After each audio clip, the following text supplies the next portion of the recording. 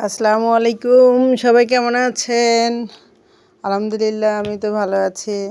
আজকে আসলাম, অত বড় রাঁধুনি না তো, একটু হালকা পাতলা রাঁধুনি যে রান্না নিয়ে আসলাম। ভাবলাম যে বন্ধুদের সঙ্গে একটু শেয়ার করি, ফেসবুক বন্ধুদের সঙ্গে। মুরগির মাংস দিয়ে পেঁপে আলু মাখা মাখা ঝোল করছি, সেটা রান্না করার দেখার জন্য আসলাম। তবে রান্নাটা বেশ মজা হয়েছে, খেয়েছি তো বেশ মজা হয়েছে। সব কিছু মশলা উপকরণ দিলাম, কাঁচামরিচ দিয়ে অবশ্য রান্নাটা, যেহেতু সবজি থাকবে, সবজির মধ্যে মূলত কাঁচা মরিচটা দিলে কিন্তু অনেক টেস্ট একটা খাবার হয়, বেশ সুস্বাদু একটা খাবার আসে হয়। তারপর একটার পর একটা করে মশলা দিয়ে কষাচ্ছি, একটু কাঁচা মশলাটা একটু যদি ভালো করে কষানো যায়, আদা রসুনের যে গন্ধটা, সে গন্ধটা আর কি থাকে না।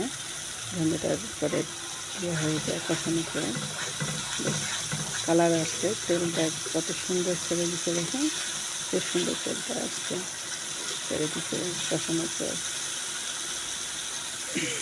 বেশ সুন্দর। তারপর মুরগির মাংসগুলো দিলাম। মুরগির মাংসগুলো একটু কাঁচাতে যদি কষে নেওয়া যায়, বেশ ফ্লেভারটা আসে।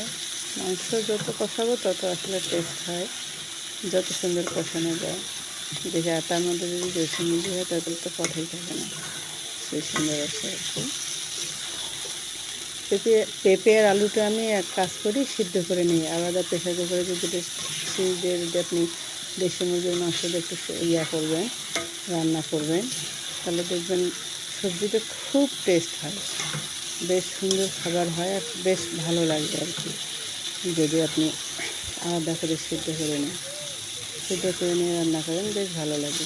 আমার খুব ভালোই লাগে। জানি না আপনাদের কেমন লাগে, আপনারা একটু জানাবেন। বেশ ঝোল টোল দিলাম, একটু আগে মাংসটা করে নেব, হালকা একটু সিদ্ধ করে নেব, তারপর আমি দেব, সবজিগুলো দেব। সবজিগুলো তো আগে ভাগে সিদ্ধ করে নিচ্ছি, নেওয়ার পরে এখন মাংসটা একটু কষাই নিচ্ছি। কষাই নেওয়ার পরে যে পানি দিয়ে দিলাম, একটু ঝোল দিয়ে একটু সিদ্ধ করে নেব। নেওয়ার পরে 10-15 মিনিট সিদ্ধ করার পরে মূলত করব, সিদ্ধ মাংসটাকে দেবো, সিদ্ধ পেঁপে আলুটাকে দেবো, দেওয়ার পরে তারপরে করবো।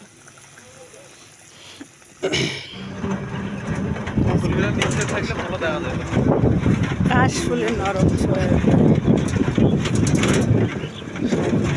দূর থেকে গাছ দেখতে খুব ভালো লাগতেছে।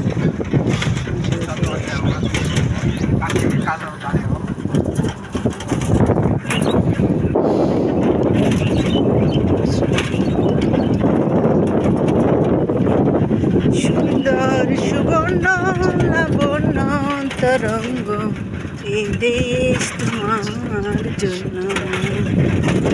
পাটের কাছে দেখুন, আমি সবজিটা পুরো একটু ভাপাই নিয়েছি, বেশ সুন্দর করে ভাপাই নিয়েছি।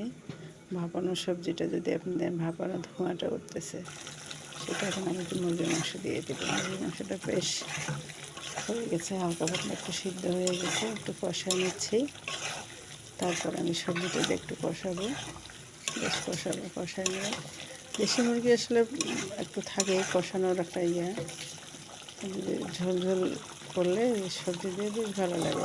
পেঁপে দিয়ে সবজিটা দিয়ে দিলাম, সবজিটা দিয়ে একটু আবার কষাই নেব, বেশ কিছুক্ষণ কষাবো।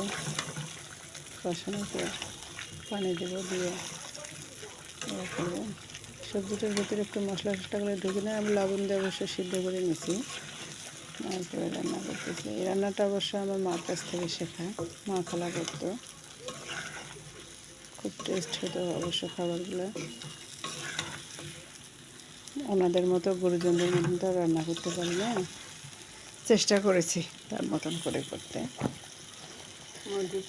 আমি বেশিরভাগ আমার খালার কাছ থেকে সব রান্না শিখেছি, ছোটো খালার কাছ থেকে অনেক রান্না শিখিয়েছে, অনেক রান্না শিখিয়েছে খালার কাছ থেকে, অবশ্য রান্না শেখা আমার।